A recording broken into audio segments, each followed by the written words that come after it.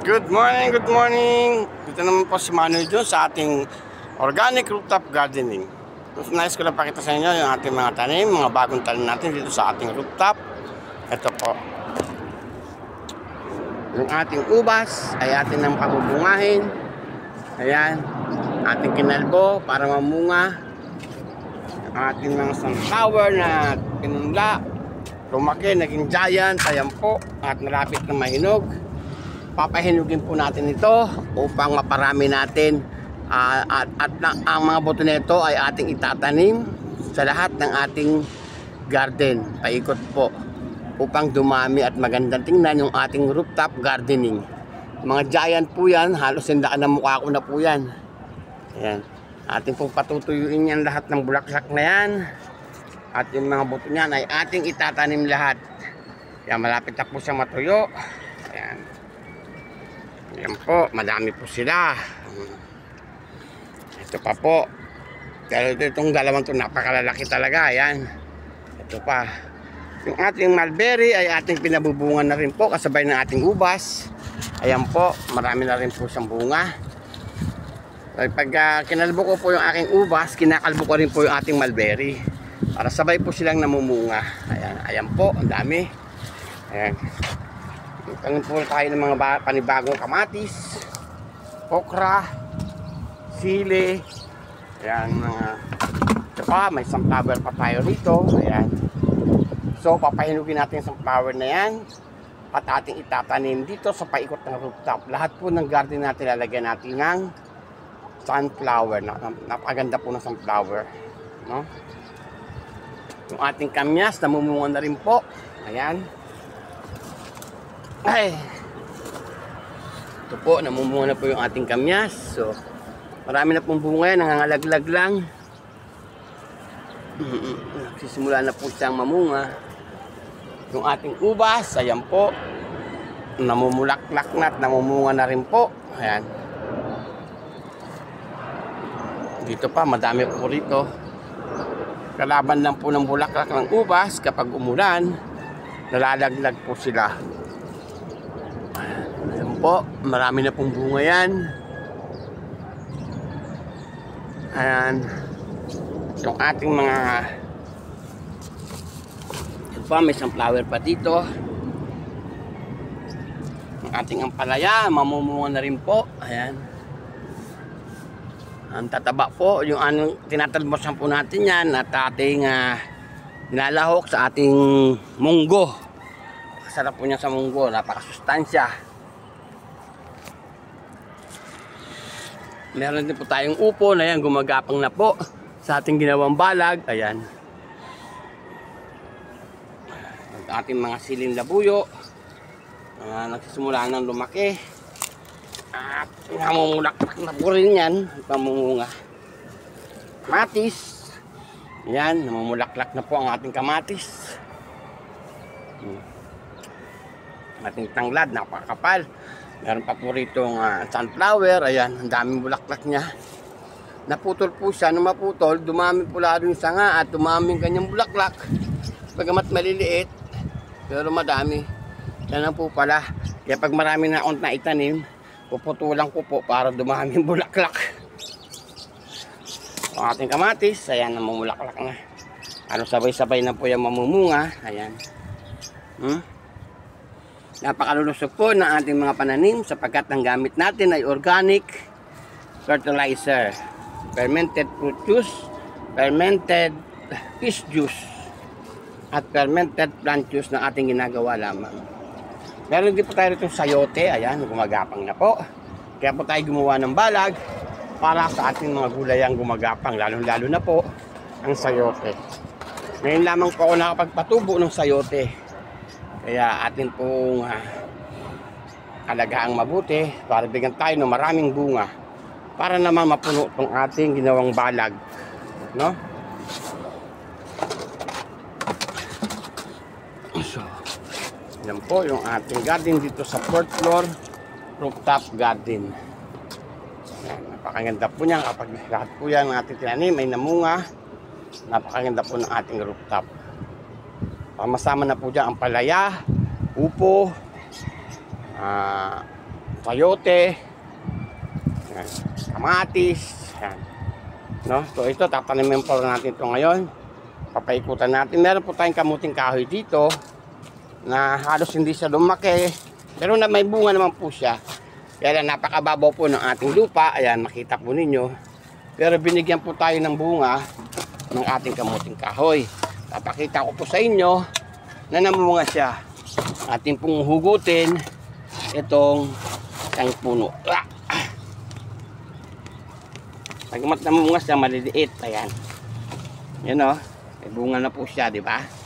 At itong sanga atin pong itatanim. Napansin po ninyo, wala pong mga dulo yan. Kasi po, ginulay ko po kahapon. Napakasarap po gulayin yan. Ito pa, bunutin natin to para tataniman kasi natin ng panibago. Talong, at saka yung pagsamahin natin yung milon. Tataniman natin to ng milon. Yan. Hindi siya ganong namumunga kasi nga napakanipis ng lupa. Ililipat natin siya dun sa baba. At paano nakakuha tayo ng bunga? Ayan. So bubunutin natin ito lahat. Yung iba maraming bunga. Yung iba ko konti. Ayan o. Kita nyo naputol pa. Oh, daming bunga. Very good. So bubunutin na natin lahat yan. Aayusin. At ating tataniman ng ampalaya rin. Milon. Pakwan. So, yan po. Mamaya lulutuin natin. Napakasarap po niyan. Kasi yan po ay organic. No? Meron din po tayo dun sa third floor. Oh, paganda ito ng sunflower. Kaya pag yan natuyo, kakalat natin lahat yan dito paikot para napakaganda ng ating garden.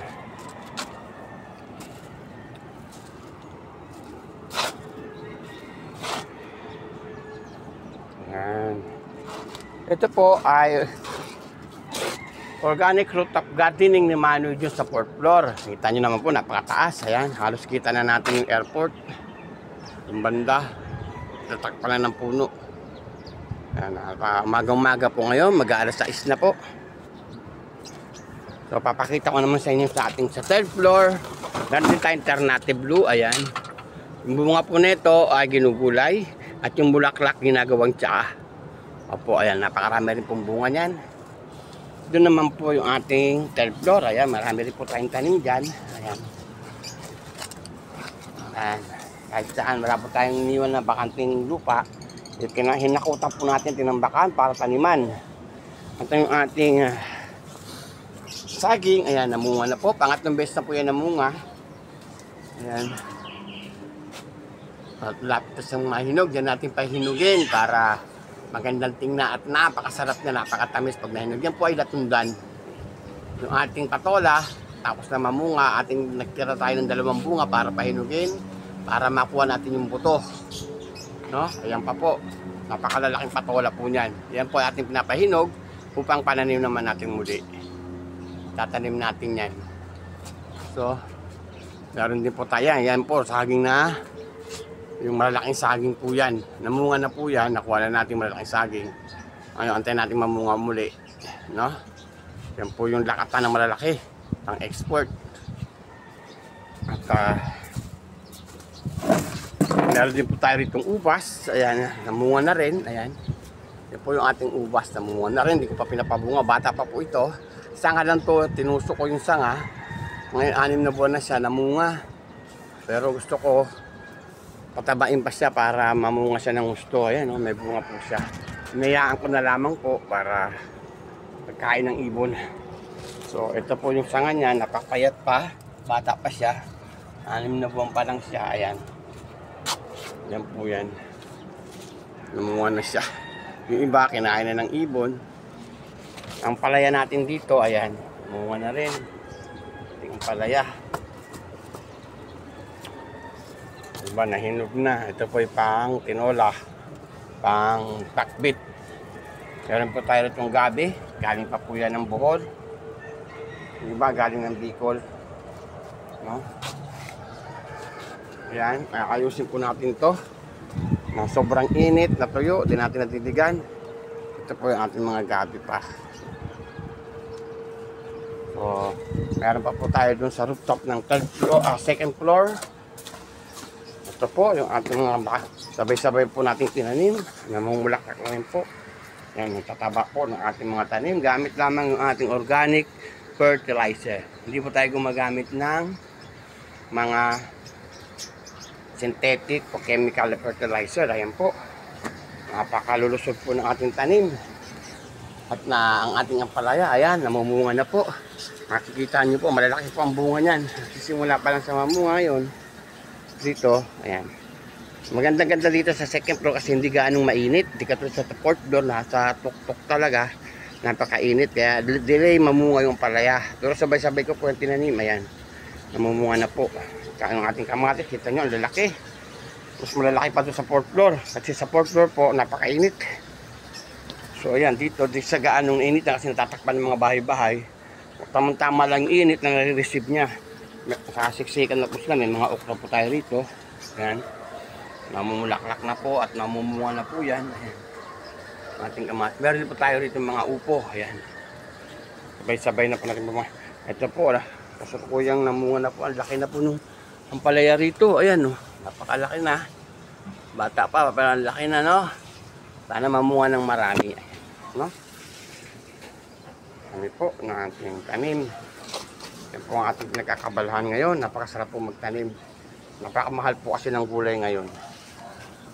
So, mayroon tayo mga sili dyan, okra. Tanggalin natin mga tuyong dahon. Pagpataba rin po yan sa lupa. Pag na yan, natunaw. No? Dito tayo ang sa dami ng ating tanim. Dito tayo maganda ugaga, umaga, tanghali, dilig. Kasi kailangan po, kasi napakainit po sa rooftop. Tanggalin natin mga tuyong dahon.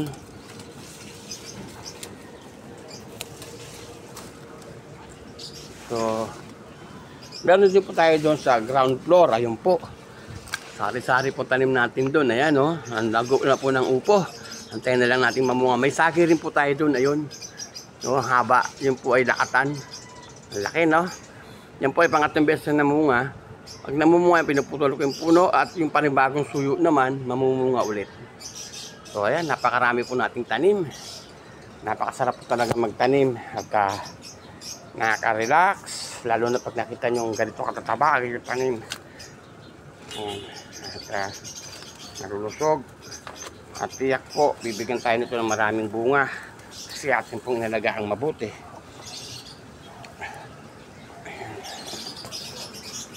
Bukan, tataba. So, hanggang dito na lamang.